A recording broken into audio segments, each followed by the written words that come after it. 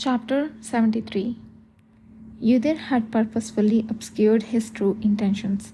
His original aim was to find traces of Deveron Hartude, but to do that, he needed to meet the Lord anyway. This question could also confirm the extent to which the information given by the bandit was true. Sure enough, the expressions of the guards darkened instantly, suggesting Udir was not wrong in his thinking. You seem to have come from afar and have not heard the news yet. Our Lord passed away in an accident a few days ago. Is that so? Then who is currently in charge of the village? The Lord's eldest daughter, Lady Sabrina, and her husband, Sir Rael, also met with misfortune on the same day. Currently, the youngest son, Lord Zachael, is taking care of the funeral arrangements and the aftermath. Then I must meet him. Please do so. In fact, today is the last day of the funeral and all the villagers are finishing the rites at the back of the mountain. You should find them there. And before that, outsiders are required to leave their horses at our stables. Please hand over your reins. The guard returned Udir's identification. They watched their eyes full of suspicion as Udir pocketed his ID. Udir watched as Gakane and Jimmy handed over their reins to the guards, and then he carefully opened the door of the small birdcage hanging from its saddle. Feeling the gaze of the bandit leader on him as he took out a small bird and turned it over to his shoulder, Udir sensed a curiosity about what he might do next. Ignoring the man's gaze, Udir quickly conjured a dust storm as the gritty wind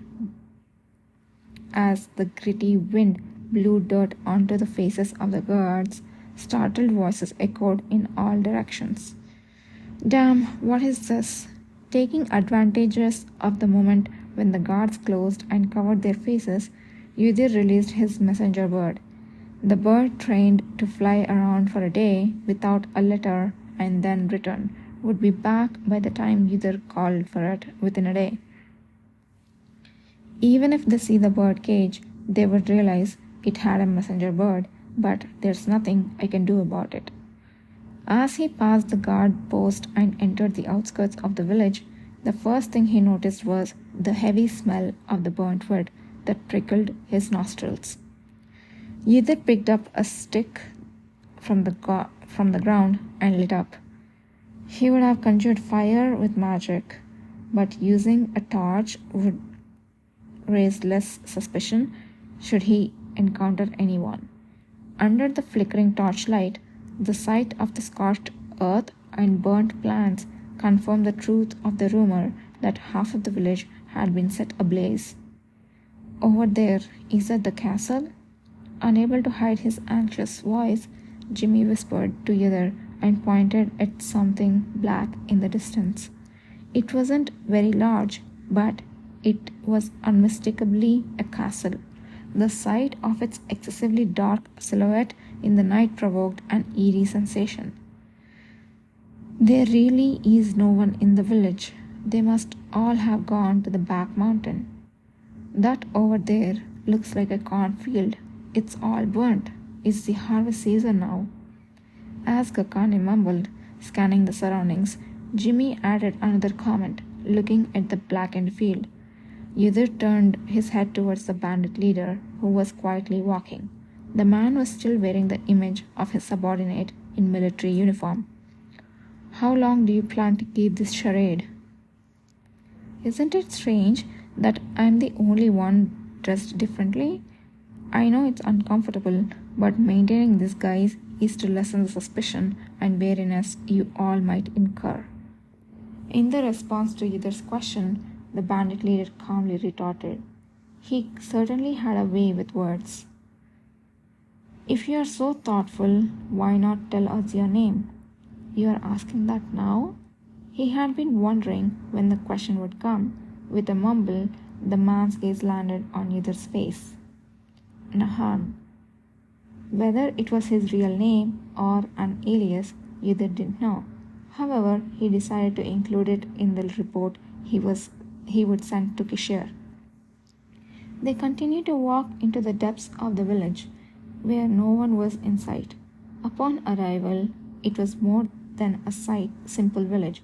Compared to the size of the actual territory, the area inhabited by people was quite small. As they passed the charred windmill, drawing closer to the castle, the smell of burning became more intense. The road was littered with black ash and burnt fields, and not yet cleared away. With damage this severe, I imagine there were many casualties. There were hardly any besides the lord and his wife who died in the castle, especially outside the castle, there were none. Grasping Gakani's muttering, Nahan promptly responded, which earned him a suspicious look from Jimmy. How do you know that so well? Using this ability, it's not difficult to enter the castle and hear the stories firsthand. With an ability to overlay the exact face of someone else as an illusion, it would have been easy for him to blend in among the castle servants. Yudhir began to surmise how Nahan had obtained his information. In other words, despite having such an ability, he couldn't find the whereabouts of his missing comrade and Devron. Why did a noble need to keep such a secret while handling a few commoner prisoners? It was a strange thing. Yudhir felt as if he understood why the man was so invested in this. Even he, Yudhir, would have done the same. Yudhir lifted his head towards the lost in thought Nahan. How long can you maintain your ability? I would say it's a secret, but it's not as short as you might worry. It can last a few days, as long as I don't exhaust myself. Upon hearing the word days, Gakani's expression turned odd. He too could maintain his shadow clone for as long as he wished. However, illusions were more complicated to manage than clones. It felt strange to verify that a man who used to be a bandit possessed such extraordinary skills. Who goes there? Just as Yudhir was about to ask Nahan something else, someone shouted with a full measure of weariness.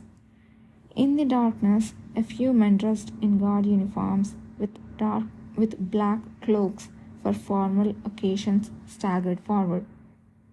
They approached with their hands on the hilts of their swords, but stopped at surprise upon seeing the uniforms worn by Yudhir and his party. That uniform, could it be? Hang, shut up, who are you? The one who yelled at the young guard, whose surprised expression couldn't be hidden, was an elderly man with a white beard. Observing the shield-shaped badge on his chest and his more luxurious attire compared to those around him, Yudhir stepped forward and introduced himself. We come from the capital under the orders of His Excellency Duke Paleta. I am Yudhir Ale, affiliated with the cavalry. Might you be the captain of the Hartan Guard? Upon hearing about the capital and Duke Paleta, the faces of the guards stiffened in unison. Indeed, I am Elklin Bukhan, the captain of the guards. If you come on the Duke's orders, have you come to meet our lord? Despite hearing that they were sent by the Duke, the guard captain questioned them sharply, his demeanor not softening at all. Yes, but we were told at the entrance that unfortunately your lord has passed away. We offer our condolences. Though Yudhir's voice was cool and emotionless, the courtesy he displayed was impeccable. After serving as the cavalry commander for so long, this level of etiquette had become as natural to him as breathing. Spare the pointless talk. What's your business here? We were told that Zakale is currently in charge. We would like to meet him. He is currently busy. If you wait in the castle, I'll inform Zakale and ask him to come see you. Understood? Heng, escort them to the castle. The steward will guide them once they are there. Seeming to find the mere act of conversation displeasing, the captain of the guards turned away abruptly, raising his voice towards a young guard. The guard, with a reluctant expression, mumbled a few words in an unintelligible dialect and made a vague hand gesture towards Yudhir. "Follow me." Their ill treatment continued even after they arrived at the castle. The elderly steward, after hearing the situation from the young guard, alternated his gaze between the scorched castle gate and Yudhir's face, before eventually clicking his tongue as if to signal they should enter. He led them to a worn out dark room with no place to sit. "Please wait here." "Just a moment." "Here? Really?" Gakane, who had quietly followed all this while, finally voiced his disapproval. It felt too unreasonable to ask to wait indefinitely in a room that looked more like a storage, especially at this late hour. "It's the only place that's not damaged and still decent. I'm really sorry we couldn't provide a better place for visitors who came from far away." Leaving behind an apology that didn't seem sincere at all, the steward quickly shut the door and disappeared, leaving behind only a small lantern. What is this all about? Such blatant disregard? No one ever mentioned Devron first, despite seeing us. The guard who escorted us was openly abusive. Abusive? When? "You wouldn't have noticed because it's an Eastern dialect," as Jimmy replied with a defeated look. Gakane let out a short, bitter laugh. "So is all this related to Devron's disappearance? Yudhir, are you really going to wait here quietly?" "For now," Yudhir quietly responded while examining the room. The damp room was filled with the stench of rotting old boxes and not even a single surviving lamp. There was a small window which barely allowed air in, but that was all. "Well, standing around will tire us. Let's sit and wait."